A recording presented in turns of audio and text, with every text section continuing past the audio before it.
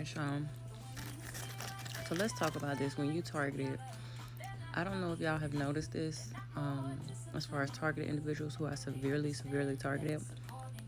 Have you noticed every time you start going viral on a platform, if they cannot shadow ban you, if they cannot take down your page, right? And you probably had some pages that was just taken down. You didn't violate nothing. They just took it down, right? But you'll notice that if you see the games they're playing, right? And you start moving accordingly, you start adjusting, because that's one thing we know how to do is adjust, right? You'll notice that the platform out of nowhere will change um, something really big, but it'll be changed in a negative way. Like it'll be make it harder for you to get monetized on the platform. For example, this is not my first TikTok. Nowhere near. I've had multiple TikToks. On TikTok, you used to be able to use 30 plus hashtags, right? And, I had content that started really, really going up, and I was using a lot of hashtags, and I was having fun with them. Out of nowhere, you have only used 5 hashtags, right? So I go to Instagram. Instagram is letting you use as many hashtags as you want, so I start posting more there. Instagram, now you can only do 5 hashtags. As of late, I've been posting on the old YouTube that I've had for a very long time, still waters deep, same as this page, right? And I'm not saying it's targeted just at me, but you can tell like this is it's happening more and more. Like some of us are so chosen, bro, and some of the shit we have to say it is so just raw and straight to the point that they whole platforms change to make it harder for us to succeed. Anywho, now if you are a YouTube creator, mind you, I already have a YouTube that's monetized, but I don't do much on it because it's just too difficult. I'm not gonna do stuff for algorithm things. All right, so mind you, I had to turn that YouTube video off because they got an ad going on and they're gonna be listening all to my background, looking for a reason to do a community guideline violation. So now when it comes to YouTube, they've now made it double times harder for content creators to get monetized, etc., etc. And the people who are monetized, they're making it harder for them to get money, right? And it's just so funny to me because anytime the people in mass groups start doing something that makes easy money, they switch it up to make it hard. Yet the government has been taking our taxes, making easy money since the beginning. Like their flow of income never gets interrupted, but they constantly target our flow of income, just the everyday average civilian. I'm not even monetized on these platforms, but I feel bad for the people who have been monetized getting money because they're now making it harder for them. But I'm not gonna lie, I heard people was making bank, bank, bank. So if you was making bank from YouTube, I hope you invested it right. But let's talk about a honeypot thing that I'm also noticing. I'm not sure if this is something more so from narcissists. So I know narcissists is definitely involved because I've only seen narcissists do this, right?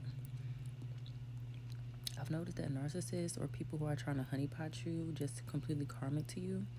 Okay, for one, they try to honeypot you, right? They try to act super sweet, and a lot of the times what I've noticed in these situations is they target people who may lack something. You may have like a systematic disadvantage in some type of way. Like there may be a disadvantage in your life. They'll see it clearly, right? And they'll offer to help, but they'll offer to help in a weird way where you are like binded or indebted to them, right? And then let's say, of course, if you fall for the trap, then they got you. But say you don't fall for the trap, and say you ask them for something, say you ask them for help with something else that's going to benefit you, and you do not be binded to them. They know that they have a nice guy persona or nice girl persona to keep up, so they'll help you, but they'll help you very resentingly. Like for example, somebody was gonna actually help me get something, but it would have like put me in a binding contract with them and everything, and I would have had to pay them back, and not even all, just pay them back some. And basically, like, in the moral of the story is they basically would have helped me with like 3 to 5K, right? And I was like, and I never forget, like, when they told me about the situation, they thought I was gonna be just jumping for joy, and it's like I saw the whole sticky setup right away. I was like, nah. And then the person was actually pushing me to get something that was gonna not even work. Like they didn't even want to do the proper due diligence, right? And this person prides themselves on having accomplished so much and being so on point. Yet this person was moving real sloppy when it came to me. You know, fast forward, the person now wants to help me with like $700 or something, and and I think they want to help with like 150. And we're now in a situation where the person is like, oh, I'll have to wait till next paycheck then. And they came with this offer on their own. I didn't even ask. They were like, oh, okay, well, I can help with 150. And they were like, but it'll have to be during my next paycheck, right? Mind you, and this is not just this situation. I'm just trying to make it make sense because I don't want to keep speaking super bland. But this could be anything. So anyway, I'll notice, like, for example, I'm just going to give another example as well. Say you're with a narcissist and they'll spend mad money on food and drinks all the time on a regular basis. But the moment you need some help for something with your situation, they got to wait till their next paycheck. They got to wait for this. They got to wait for that. Whole time they're sitting on money. Now, I understand money management.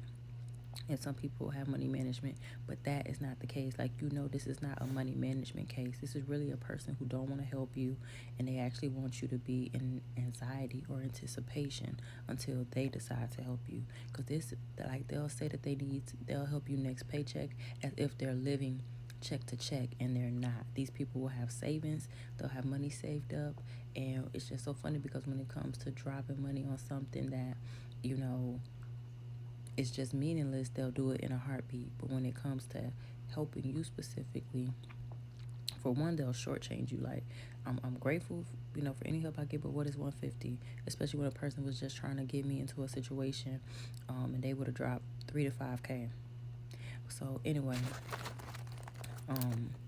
I'm just noticing that. And like, for example, say you with a narcissist and they'll always have you go out to eat and always be buying you alcohol and drinks. They'll run up a tab 200-300 multiple times a week and say, well, for example, you just needed help with $50. All of a sudden they gotta wait till next paycheck, this, that, and they're like, now all of a sudden they're living check to check.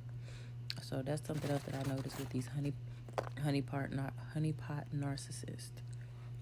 Just tell me y'all experience. Have y'all seen what I'm talking about? I've definitely noticed it, and I noticed, and trust me, you know when somebody's living check to check and it's real. These people are not living check to check when they try to tell you they gotta wait till next paycheck to help you.